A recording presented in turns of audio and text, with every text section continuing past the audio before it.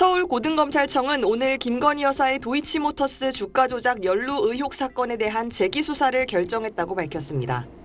검찰이 김 여사를 불기소 처분하자 최강욱 전 의원 등 고발인들이 항고장을 제출한 지 반년 만에 재수사를 결정한 겁니다.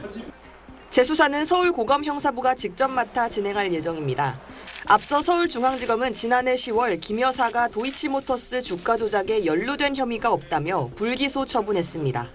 김 여사 명의 계좌 6개가 시세 조종 범행에 이용되긴 했지만 김 여사가 주가 조작 주범들과 공모했다거나 시세 조종 사실을 미리 알았다고 보기 어렵다는 게 불기소 이유였습니다. 피의자가 주범들과 시세 조종을 공모하였다거나 그들의 시세 조종 범행을 인식 또는 예견하면서 계좌 관리를 위탁하거나 직접 주식 거래를 하였다고 보기 어려워 지난 3일 도이치모터스 주가 조작 혐의로 기소됐던 권오수 전 도이치모터스 회장 등은 대법원에서 유죄를 확정받았습니다. 서울고검 관계자는 최근 공범들에 대한 대법원 판결이 확정돼 관계자들에 대한 추가 조사 등 필요성이 있어 재수사를 결정했다고 설명했습니다. 다만 검찰은 함께 항고장이 접수된 김 여사의 명품백 수수 사건에 대한 항고는 기각했다고 밝혔습니다. SBS 조윤아입니다. 수십 명의 계좌를 동원해 도이치모터스 주가를 끌어올린 혐의를 받는 권오수 전 도이치모터스 회장 등 9명에 대해 대법원이 원심대로 유죄를 확정했습니다. 주가 조작 전반을 주도한 권 전 회장은 징역 3년에 집행유예 4년, 계좌 일부가 시세 조종에 동원되는 등 김건희 여사와 유사하게 주가 조작에 돈을 제공한 전주 손모 씨도 징역 6개월에 집행유예 1년이 확정됐습니다. 상조혐의 인정됐는데 어떻게 보시나요? 항고 계획 있으세요? 앞서 권 전 회장은 1심부터 줄곧 유죄가 인정됐지만 손 씨는 1심에선 공모관계가 충분히 입증되지 않았다는 이유 등으로 무죄가 선고됐습니다. 하지만 손 씨가 2심에서 주가 조작 일당에게 단순히 돈을 빌려준 수준을 넘어서 시세 조종 사실을 인식하고 편승해 주가 부양에 도움을 줬다며 유죄가 선고되면서 김 여사 사건이 어떻게 처리될지 관심이 쏠렸습니다. 지난해 10월 검찰은 김 여사 계좌가 시세 조종 범행에 이용된 건 맞지만 손 씨와 여러모로 역할과 상황이 달랐다며 김 여사를 무혐의 처분했고 민주당 등 야당은 봐주기 수사를 했다며 이창수 서울지검장 등을 탄핵 소추하기도 했습니다. 김 여사 사건 고발인인 최강욱 전 민주당 의원이 항고하면서 서울고검이 지난해 11월부터 사건 재수사 여부를 따지고 있는데 어떤 결과가 나올지 주목됩니다. SBS 여영규입니다. 용산 대통령실 관계자는 오늘 기자들과 만나 김 여사가 도이치모터스 주식 투자로 23억 원의 시세 차익을 얻었다는 뉴스는 사실이 아니라고 발언했습니다. 이 관계자는 이 주장은 2022년 문재인 정부 때 검찰 수사팀이 한국거래소에 의뢰한 내용을 토대로 분석한 1심 의견서에 불과하다며 1, 2심 재판부도 수익과 관련해 산정 불가, 시세 조종과 인과관계 없다고 판단했다고 주장했습니다. 하지만 발언 직후 논란이 불거졌습니다. 우선 김 여사 모녀의 투자 이익에 대한 산정은 문재인 정부 당시 수사팀이 한국거래소에 의뢰했지만 재판부의 의견서를 제출한 건 윤석열 대통령이 취임하고 7개월 뒤인 2022년 12월 30일 윤석열 정부 수사팀이었습니다. 검찰은 당시 의견서에서 2010년 10월 8일부터 2011년 1월 13일까지 김 여사가 도이치모터스 주식을 집중 매도한 사실을 언급하며 김 여사 모녀가 22억 상당의 이익을 얻은 걸로 확인된다고도 명시했습니다. 대통령실 관계자의 판결 설명도 정확하지는 않습니다. 판결문에 기재된 1, 2심 재판부 판단 취지는 기소된 피고인들의 부당이득을 정확히 산정할 수 없다는 겁니다. 아예 기소가 되지 않은 김 여사의 수익은 판결문에 기재된 판단 대상이 아니었습니다. 국정감사에 나온 서울중앙지검장은 김 여사가 일정 부분 이득을 본 걸로 판단한다고 밝혔습니다. 주가 조작으로 벌었다는 말은 맞지 않는 것 같고요. 네. 그 종목, 그 주식으로 어느 정도 이득을 본 건 맞는 것 같습니다. 검찰의 불기소 처분 뒤에도 대통령실의 해명을 둘러싸고 다시 한번 논란이 이어질 걸로 보입니다. SBS 원종진입니다. 서울중앙지검은 어제 김건희 여사를 불기소 처분하면서 4시간 동안 브리핑을 진행했습니다. 김 여사에 대한 압수수색 영장을 청구한 적이 있느냐는 질문이 나오자 최재훈 반부패 수사 2부장은 김 여사의 코바나 컨텐츠 사건과 도이치모터스 사건 수사가 함께 진행됐다면서 압수수색 영장에도 2개 범죄 혐의가 같이 들어갔다고 답변했습니다. 그러면서 김 여사의 주거지와 사무실, 휴대전화에 대한 압수수색 영장이 모두 기각됐고 이후 재청구는 하지 않았다고 밝혔습니다. 그런데 이후 도이치모터스 사건에 대해선 김 여사에게 압수영장을 청구하지 않았다는 지적이 제기됐고 오늘 국정감사에 나온 이창수 서울중앙지검장도 인정했습니다. 피의자에 대한 압수수색 청구는 코바나 콘텐츠 관련 사건으로 알고 있습니다. 거짓말까지는 아닌 것 같고요. 거짓 브리핑 논란이 일자 중앙지검은 입장문을 내고 오해가 생긴 것이라고 해명했습니다. 브리핑에서 김 여사 영장이 코바나 콘텐츠 사건 관련임을 언급했고 도이치모터스 사건과 관련해선 김 여사와 같은 계좌주들에 대한 압수영장 청구는 없었다는 점을 명확히 설명했다고 밝혔습니다. 하지만 이른바 레드팀 회의까지 거친 뒤 도이치모터스 사건 수사 결과를 브리핑하는 자리였던 만큼 두 사건을 혼용해 설명했다는 건 납득하기 어렵다는 지적이 나옵니다. 사건 처분이 늦었다는 비판에 대해 이 서울중앙지검장은 그런 점을 고려해 부임 직후 대면 조사를 진행하는 등 사건 처리를 서둘렀다고 설명했습니다. SBS 여영규입니다. 김건희 여사는 지인인 권오수 도이치모터스 전 회장의 권유로 투자 수익을 내기 위해 계좌 관리를 맡기거나 직접 거래했을 뿐 시세 조종 범행은 몰랐다는 게 검찰의 최종 판단입니다. 피의자가 주범들과 시세 조정을 공모하였다거나 그들의 시세 조정 범행을 인식 또는 예견하면서 계좌 관리를 위탁하거나 직접 주식 거래를 하였다고 보기 어려워 김 여사 명의 계좌 6개가 주가 조작에 이용되긴 했지만 김 여사가 시세 조종을 공모했거나 알았다고 볼 증거가 없어 혐의 입증이 어렵단 겁니다. 주가 조작 관련자 조사에서 김 여사가 시세 조종을 알고 있었다는 진술은 나오지 않았고 녹취나 문자 메시지 등에서도 주가 조작을 모의한 정황은 찾지 못했다고 설명했습니다. 시세 조종 자체를 몰랐으니 지난달 주가 조작 방조로 유죄를 선고받은 전주 손모 씨와 달리 방조 혐의도 인정되지 않는다고 검찰은 밝혔습니다. 시세 조정 관련 다수 문자 메시지 등 그 증거가 손모 씨의 방조 사실을 충분히 뒷받침하고 있습니다.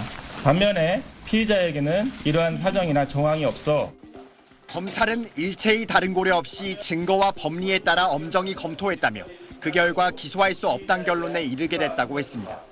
검찰은 이례적으로 4시간에 걸쳐 불기소로 판단한 이유를 설명했습니다. 불기소 결정은 지난 2020년 4월 김 여사에 대한 고발장이 접수된 지 4년 6개월 만입니다. 검찰은 김 여사의 모친 최은순 씨에 대해서도 권오수 전 회장의 요청 등에 따라 계좌를 제공한 것일 뿐이라며 불기소 처분했습니다. SBS 한성입니다. 자, 그럼 검찰이 불기소 처분을 내린 이유를 조금 더 자세히 살펴보겠습니다. 우선 검찰은 주가 조작 방조 혐의에 대해서 김 여사가 주가 조작 사실을 알았다고 볼 증거가 없다고 밝혔습니다. 지난달 방조 혐의가 유죄로 인정됐었던 다른 전주와 달리 김건희 여사는 주식 이해도가 낮은 일반 투자자로 보인다는 게 검찰의 설명입니다. 박원경 기자입니다. 서울고등법원은 지난달 12일 이번 사건의 전주 손모 씨에 대해 주가 조작 방조 혐의로 징역 6개월에 집행유예 1년을 선고했습니다. 1심에서 주가 조작 혐의에 무죄가 선고됐지만 검찰이 2심에서 방조 혐의를 추가하자 유죄가 인정된 겁니다. 하지만 검찰은 또 다른 전주 역할을 한 김건희 여사에겐 같은 혐의가 적용되지 않는다고 밝혔습니다. 손 씨와 달리 김 여사는 주가 조작을 알고 있었다고 볼 증거가 없다는 이유에서입니다. 손 씨의 경우 주가 조작 사실을 알렸다는 주포 김모 씨의 진술 등이 있는 반면 김 여사에겐 주가 조작 일당과 연락을 주고받은 문자 메시지 등 증거가 없다는 겁니다. 1차 시기 주포들이 김 여사는 아는 게 없다거나 김 여사는 여러 명 중 한 명이라고 통화했던 녹취 내용도 불기소 근거로 제시했습니다. 그러면서 김 여사는 주식시장 이해도가 낮은 일반 투자자라고 밝혔습니다. 손 씨는 직접 400여 차례 시세 조정 주문을 내거나 공격적인 투자를 하는 전문 투자자인 반면 김 여사는 증권사 직원도 주식을 잘 모른다고 평가하는 등 전문적이지 않다고 판단한 겁니다. 그러니 김 여사가 주가 흐름 등을 보고 주가 조작 사실을 추정하지도 못했을 거라고 검찰은 덧붙였습니다. 하지만 휴대전화 확보 등 김 여사에 대한 강제 수사가 없었고 과거 김 여사가 신주인수권 장외 매수 같은 일반 투자자들이 잘 하지 않는 거래를 했던 전력도 있어 증거 불충분과 낮은 주식 전문성을 불기소 근거로 제시한 검찰의 판단을 놓고 논란이 일 걸로 보입니다. SBS 박원경입니다. 이번 수사에선 이른바 7초 매매도 쟁점이었습니다. 주가 조작 일당에게서 매도하라는 메시지가 나온 뒤 불과 7초 만에 김건희 여사가 실제로 매도 주문을 낸 걸 두고 공모한 것 아니냐는 의혹이 불거졌었는데 검찰은 수사 결과 그렇게 단정하기는 어렵다고 밝혔습니다. 그 이유를 원종진 기자가 정리했습니다.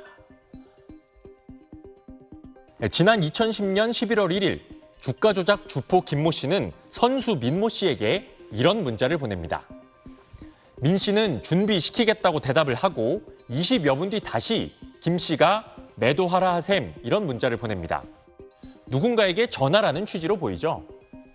그런데 곧바로 7초 뒤 김 여사 계좌에서 이들이 얘기한 가격과 수량 그대로 도이치모터스 주식 매도 주문이 나와 체결이 됩니다. 이 거래는 1, 2심 법원에서 모두 통정 매매라고 인정이 됐습니다. 뭔가 관계가 있을 거라는 의심이 드는 대목인데요.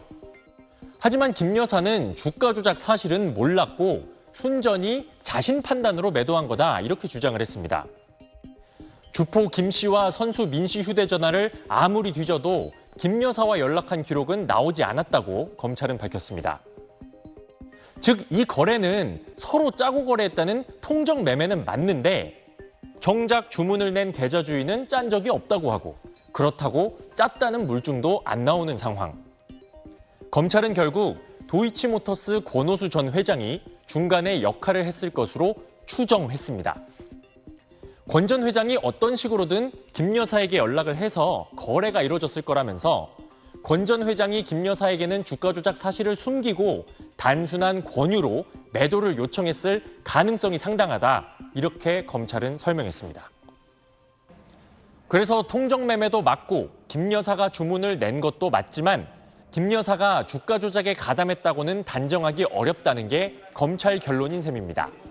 하지만 권 전 회장은 최근까지도 자신은 이 거래에 전혀 개입하지 않았다는 입장을 고수하고 있어 검찰 추정과는 다른 얘기를 하고 있습니다. SBS 원종진입니다. 검찰의 오늘 결론은 수사가 시작된 지 4년 반 만에 나왔습니다. 김건희 여사에 대한 압수수색 같은 강제 수사는 이루어지지 않았고 그 사이 주가 조작 주범들은 2심 선고까지 받았습니다. 검찰이 사건 처분을 계속 미루면서 스스로 신뢰를 잃었다는 목소리가 검찰 안에서도 나오고 있습니다. 이 내용은 여현교 기자가 전하겠습니다. 김건희 여사에 대한 수사는 지난 2020년 4월 당시 열린민주당 비례대표 후보들이 고발장을 내며 시작됐습니다. 그해 10월 추미애 당시 법무부 장관이 수사 지휘권을 발동해 윤석열 당시 검찰총장을 지휘 라인에서 배제하면서 갈등이 일었고 이듬해 7월에야 증권사 압수수색 등 수사가 본격화됐습니다. 그해 말부터 주범들이 재판에 넘겨졌습니다. 하지만 김 여사 조사는 답보 상태였습니다. 2021년 12월 1차로 15쪽짜리 서면 답변을 받은 검찰이 2022년 1월 피의자 신분으로 소환을 통보했지만 김 여사가 응하지 않았습니다. 윤석열 대통령이 취임하며 김 여사 수사는 가시적인 진전이 없다가 지난 7월에야 2차 서면 답변에 이어 6시간 대면 조사가 이뤄졌습니다. 이 과정에서 수사팀이 수사지휘권이 없는 검찰총장에게 보고하지 않고 제3의 장소에서 비공개로 조사해 논란이 일기도 했습니다. 결국 검찰총장의 수사지휘권은 회복되지 않은 채 사건이 마무리됐습니다. 4년 반 동안 김 여사 압수수색 등 강제 수사는 한 차례도 이뤄지지 않았습니다. 명품 가방 사건과 달리 주가 조작 의혹 사건은 수사심의위원회도 소집되지 않았습니다. 대신 검찰 내부 레드팀 회의를 거쳤다지만 바로 다음 날 불기소 처분하며 요식 행위에 그쳤다는 비판이 나왔습니다. 재보궐선거 다음 날 사건을 처분한 건 정치적 선택이었다는 지적도 나옵니다. 결국 불기소할 사건의 처분을 이유 없이 미루면서 검찰이 신뢰를 스스로 저버렸다는 비판도 나오고 있습니다. SBS 여현교입니다. 네, 내용 임찬종 기자와 정리를 해보겠습니다.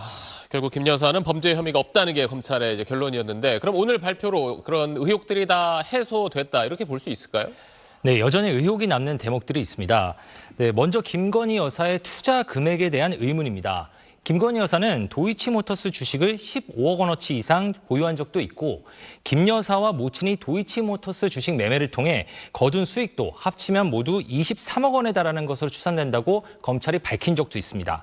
검찰은 김건희 여사가 주식에 대해 잘 몰랐고 권오수 전 도이치모터스 회장을 신뢰했다고 설명했지만 신뢰만으로 이 정도 거액을 투자할 수 있겠느냐는 점은 여전히 납득되기 어려운 대목입니다. 김건희 여사가 직접 운용한 계좌를 통해 통정 매매가 이뤄진 경위에 대해서도 의문이 남습니다.